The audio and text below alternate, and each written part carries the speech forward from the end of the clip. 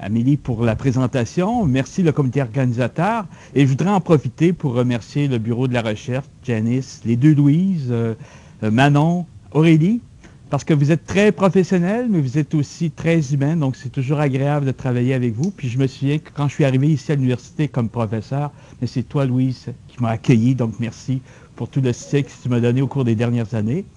Donc aujourd'hui, le titre de notre conférence en duo, Alexandre et moi, c'est la surveillance de l'écosystème laitier à la ferme, étude des microbiotes d'ensilage et des laits crus de vache. Donc le plan de la présentation, 3 objectifs spécifiques. Je vais me prêter le premier, c'est connaître et comprendre les différents concepts en lien avec les microbiotes du lait. Donc je vais vous traiter du lait de la qualité optimale, le lait milieu de culture, l'écologie microbienne, de l'environnement laitier, la méthode taxonomique, et Alexandre s'occupera du deuxième objectif, donc décrire les avancées scientifiques sur l'étude des microbiotes des ensilages et du lait cru de vache, la problématique, les constats, l'hypothèse, la méthodologie, de même que les résultats, et enfin, identifier l'importance, le caractère novateur du projet. Donc, premier objectif, connaître et comprendre les différents concepts, un lait de qualité optimale. La plupart d'entre nous, nous sommes des consommateurs de lait, soit directement ou indirectement, parce que l'on a des enfants et pour certains même des petits-enfants. Donc, qu'est-ce qu'on attend d'un lait de qualité optimale? On attend avoir des caractéristiques, par exemple, au niveau de la physique, couleur, séparation du gras. Ça dit moins de choses maintenant parce que le lait est homogénéisé, mais c'est un des caractères importants. Du côté chimique, la teneur en protéines, la teneur en gras, la présence ou non d'antibiotiques, les valeurs biofonctionnelles, la qualité, la valeur nutritive, la quantité, par exemple, de calcium dans le lait, et évidemment, la qualité microbiologique, les bactéries totales, et aussi la présence de cellules somatiques. Qualité chimique et qualité microbiologique, ça nous préoccupe un peu plus parce que c'est une préoccupation majeure à la fois pour les consommateurs, mais aussi pour les transformateurs laitiers parce que c'est d'intérêt en santé publique. On pense à la conservation, donc le microbiote, évidemment, va jouer un rôle important au niveau de la flore microbienne du lait, mais aussi les enzymes. Certaines bactéries vont libérer des enzymes qui vont résister, qui vont dégrader le lait. Il y a donc une notion d'innocuité, présence de résidus d'antibiotiques, on n'en veut pas, présence de résidus chimiques de nettoyage et d'assainissement, on n'en veut pas non plus, et la présence, évidemment, de micro-organismes pathogènes qu'on veut éliminer la plupart du temps. Le lait, toutefois, c'est une denrée très périssable. C'est un lait, c'est pratiquement un milieu de culture. C'est un excellent milieu de culture qui est favorable à la prolifération des micro-organismes parce que ça a une teneur en eau élevée, un pH près de neutralité. Donc, pour les microbiologistes, c'est pas tellement barrière d'avoir ces caractères-là. C'est des éléments nutritifs, beaucoup de sucre, de lactose, de matières grasses, des composés azotés, des minéraux et des vitamines. C'est un bon bouillon de culture pour les micro-organismes. Donc, c'est une source de contamination. Il y a 2 environnements qui vont avoir un impact sur l'innocuité et la qualité du lait et des produits laitiers, dont les yogourts, les fromages. Donc, au niveau de l'usine laitière, c'est la transformation du lait. Évidemment, toutes les étapes au niveau de la réception du lait, de la pasteurisation et les autres procédés pour la fabrication, la transformation, l'emballage, etc., etc. Mais on va s'intéresser ici un peu plus à la production primaire, donc au niveau de la ferme laitière et des installations de traite, qui sont largement influencés par l'alimentation, les vaches malades, la contamination dans le réservoir de stockage du cru en vrac. Donc, quand on regarde l'écologie microbienne de l'environnement laitier, on a une présence de flore microbienne. C'est quand même encore une information fragmentée et fragmentaire. Donc, on a le lait cru, donc qui est vraiment en contact avec, évidemment, le pied et les trayons des vaches. Il peut y avoir un transfert de micro-organismes. Mais il y a d'autres sources de contamination. On pense au sol, la litière, par exemple, la contamination fécale, contamination en contact avec la vache. Il y a aussi toute la question de l'ensilage et de l'alimentation. Il y a aussi les autres facteurs environnementaux. Puis ce qu'il ne faut pas oublier non plus, souvent le lait est en contact avec les surfaces, toute la notion de biofilm présent dans l'environnement de la ferme. Pour aborder l'étude écologique, on a parlé tout à l'heure de barcoding. Ici, on parle de méthode taxonomique, à peu près les mêmes principes. On a notre échantillonnage de lait ou d'ensilage. On fait une extraction de l'ADN avec différents kits. Donc, une extraction avec une lise, un bris mécanique. On s'assure de la qualité de l'ADN. Par la suite, on passe par un séquençage. On peut choisir différentes régions, comme la V3, V4, etc. On peut faire la même chose aussi pour les levures avec les régions de l'ITS. On passe par un séquenceur, ici un MySeq Illumina. Mais ce qui est important, ce qui prend aussi du temps, c'est toute la notion de bioinformatique et de biostatistique.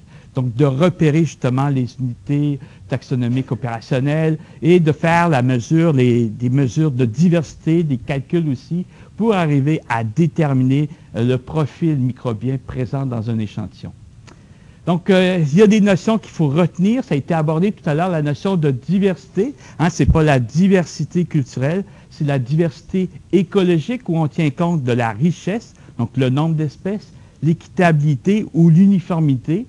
Donc, la richesse, la diversité, c'est donc à la fois et de la richesse et de l'équitabilité. Donc, on va aller mesurer différents types de diversité. Une diversité alpha, qui est la richesse en espèces au sein d'un écosystème local, ou la diversité bêta, qui va refléter la modification de la diversité alpha lorsque l'on pense d'un écosystème à un autre. On va comparer, par exemple, un fourrage à un autre, ou un type de lait à un autre, ou un fromage à un autre. Donc ici, on a un exemple, on a 3 échantillons environnementaux. On a un échantillon 1 qui contient beaucoup d'unités taxonomiques opérationnelles, donc beaucoup d'espèces, donc une grande richesse, mais beaucoup d'abondance, avec 2 échantillons avec moins de richesse, moins d'abondance. Donc on va faire une première mesure qui est la richesse simplifiée, où on va faire soit une mesure observée ou une mesure estimée, mais on va aussi faire des mesures de la diversité qui tient compte à la fois de la richesse et de l'abondance avec différents indices. Donc, par la suite, donc ça ici, ça se mesure, mais on va aussi calculer la diversité bêta pour comparer les différents types d'échantillons. C'est des valeurs qu'on va repérer dans tous les projets, dans tous les articles qui parlent de microbiote intestinal. Il y a une autre notion aussi qu'on tient à définir, c'est la notion d'espèces généralistes et d'espèces spécialistes. Donc, on va avoir des espèces généralistes qui sont très présentes dans tous les échantillons à une très grande, à beaucoup d'abondance, donc très prévalentes, ou dans certains cas, des espèces qui sont restreintes à certains types d'échantillons, mais qui sont très abondants. Donc, on va les appeler les spécialistes. Donc, notre problématique, c'est que les industriels laitiers ont observé au cours des dernières années certains problèmes au niveau de la fabrication fromagère. Ils se sont dit peut-être qu'on a un agent causatif, une gestion à la ferme qui a été modulée, c'est l'ensilage, c'est l'utilisation d'ensilage inoculé. Donc, notre projet s'est intéressé au taux de transfert qu'il pourrait avoir avec les différents types de fourrage versus le lait cru. Donc, je vais donner la parole à Alexandre pour la suite. Merci, M. Roy, pour cette excellente introduction. Moi, je vais vous suivre avec quelques résultats sur l'étude de microbiote de l'ensilage et de lait cru.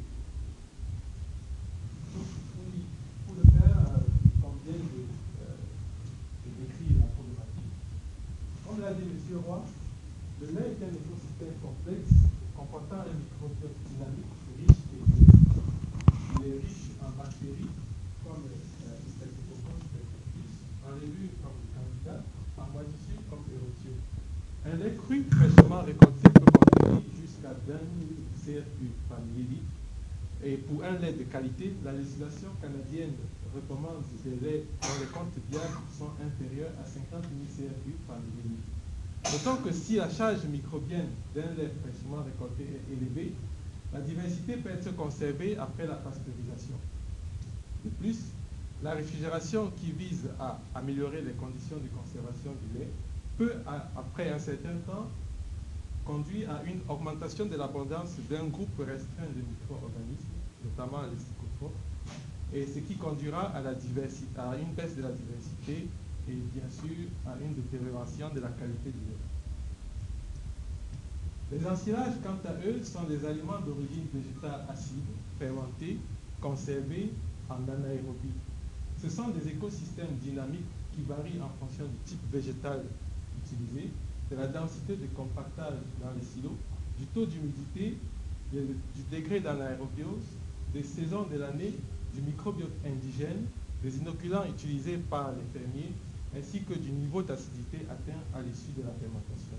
Ce sont donc des aliments donnés aux vaches qui sont obtenus après une succession de conditions anaérobie et aérobie, au cours desquels le pH varie de 6 à 3,8 avec la production d'acide et aussi d'éthanol, d'hydrogène, de gaz carbonique, d'eau et la production de chaleur. Les connaissances sur la diversité du microbiote des ensilages et des laits sont très fragmentaires. L'impact des ensilages sur la qualité microbiologique du lait est peu connu et les transferts microbiens entre les deux écosystèmes sont très peu étudiés, excepté ceux des Clostridies. Ce qui nous amène à l'hypothèse que l'analyse de la prévalence et de la diversité d'espèces microbiennes permet de connaître l'impact de l'alimentation des vaches, notamment par les ensilages, sur la qualité microbiologique du lait cru. Pour ce faire, nous avons recruté 24 fermes à travers le Québec, comme le montre cette figure, ce graphique. Et ces fermes ont été réparties en 5 grands groupes, à savoir les fermes qui n'utilisent que le foin, les fermes qui utilisent uniquement les ensilages d'herbes inoculées, les fermes qui utilisent les mélanges d'ensilages non inoculés, les fermes qui utilisent les mélanges d'ensilages inoculés et non inoculés, et enfin les fermes qui n'utilisent que les mélanges d'ensilages inoculés.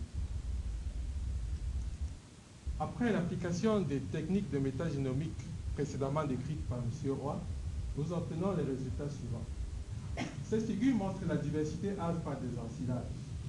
Les deux premières colonnes représentent la diversité, la richesse, et les trois dernières, la diversité. La richesse tient compte, comme on l'a dit tantôt, du nombre d'espèces présentes dans les échantillons, alors que la diversité tient compte non seulement du nombre d'espèces présentes, mais aussi de l'abondance de chacune de ces espèces.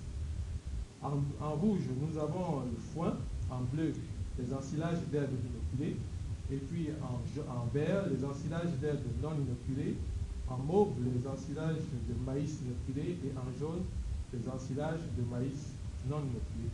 L'analyse rapide de cette figure montre que les ensilages d'herbes inoculées ont une richesse et une diversité faibles, alors comparé aux ensilages non inoculés, alors que dans le cas du maïs, les ensilages de maïs inoculés ont une richesse élevée et une abondance et une diversité faible comparé aux ensilages de maïs non inoculés. En termes de diversité bêta, nous observons que les ensilages de maïs inoculés se séparent carrément des ensilages de maïs non inoculés. D'ailleurs, une analyse statistique a montré qu'il y a une différence significative, très significative entre ces deux groupes. Il existe aussi une différence significative entre le foin et tous les autres ensilages. Par contre, nous n'avons trouvé aucune différence significative entre les ensilages d'herbes non inoculés et les ensilages d'herbes inoculés.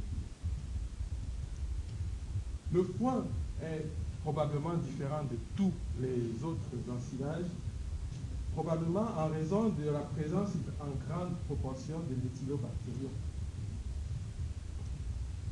Malgré l'absence de différence significative entre les ensilages d'herbes inoculés et non inoculés, nous avons toutefois noté les différences significatives au niveau taxonomique. Comme le montre cette figure,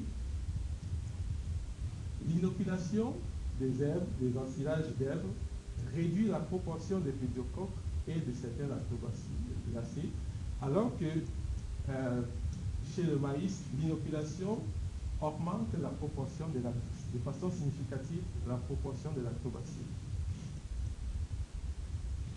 Pour illustrer ces différences au niveau des ensilages d'herbes, nous pouvons remarquer que sur cette figure qui représente le profil microbien des ensilages d'herbes non inoculées, nous remarquons que les pédiocoques, les lactobacilles et les entérobactériacées sont les plus grands groupes dominants. Alors que chez les ensilages d'herbes inoculées, seuls les lactobacilles et les entérobactériacées sont les plus grands groupes, et les pédiocoques qui sont réduits rien qu'à environ 1%. En ce qui concerne les laits, nous avons également calculé les indices de diversité. Comme précédemment, les deux premières colonnes représentent la richesse et les trois dernières la diversité.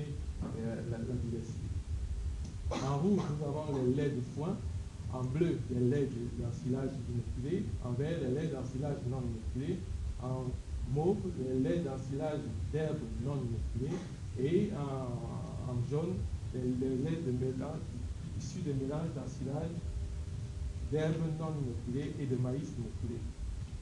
L'analyse rapide de cette figure montre que les laits d'ensilage inoculés sont plus riches et moins diverses, alors que les laits d'ensilage non inoculés sont moins riches et plus diverses. Ces différences peuvent s'expliquer notamment par la présence de seulement deux grands groupes très dominants que sont les Enterobacteracées et les Pseudomonas. Ceci est valable autant pour les laits de foin que pour les laits d'ensilage non inoculés et les laits d'ensilage inoculés. En termes de diversité bêta de lait, nous remarquons que les laits de foin, ici représentés en bleu, sont significativement différents des laits d'ensilage inoculés, alors qu'aucune différence significative n'a été déterminée entre les laits d'ensilage inoculés et les laits d'ensilage non inoculés.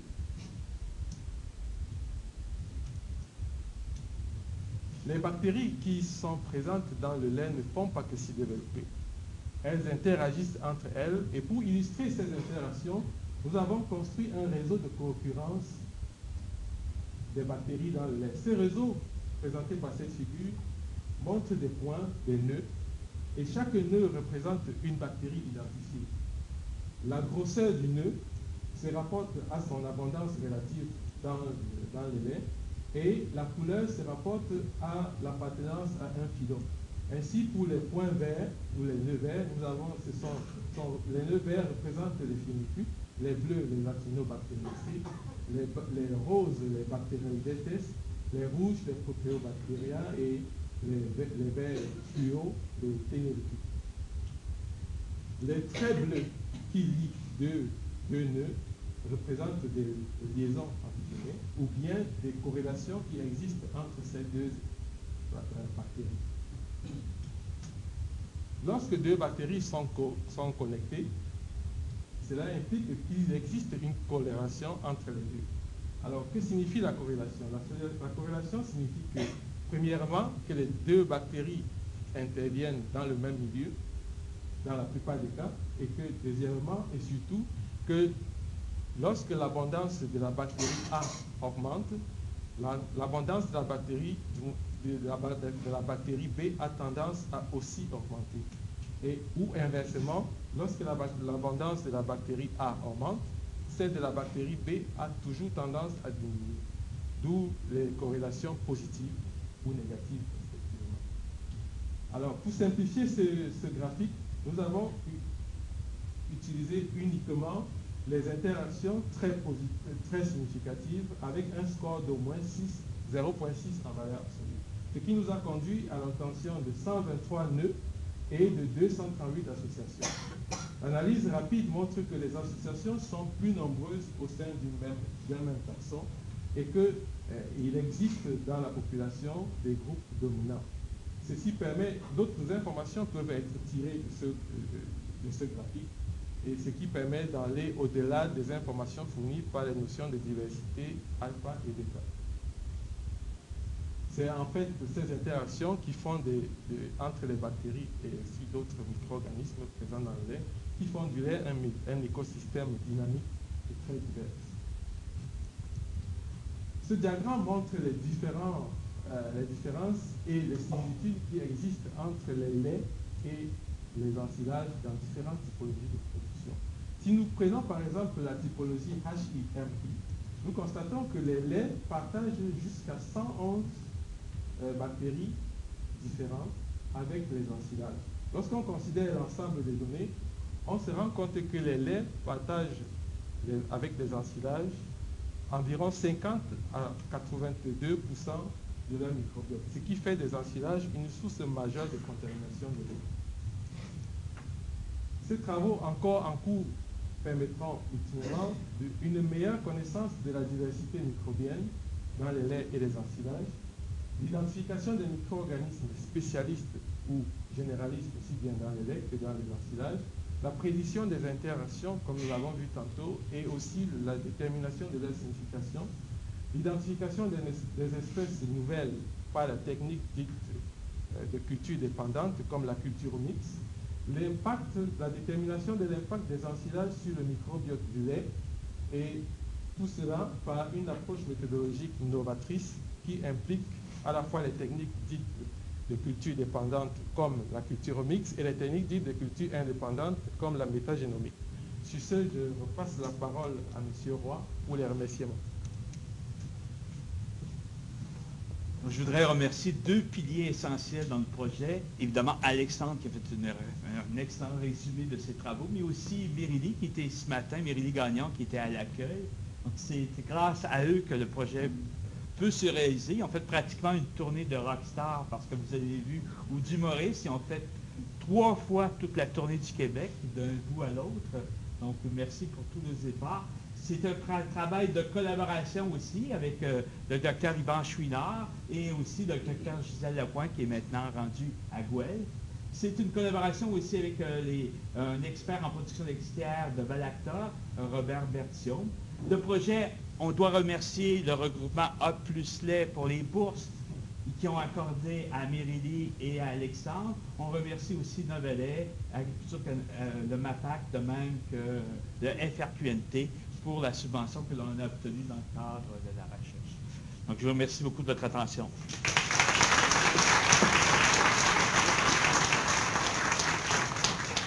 Merci, Denis et Alexandre. Oui, Alexandre?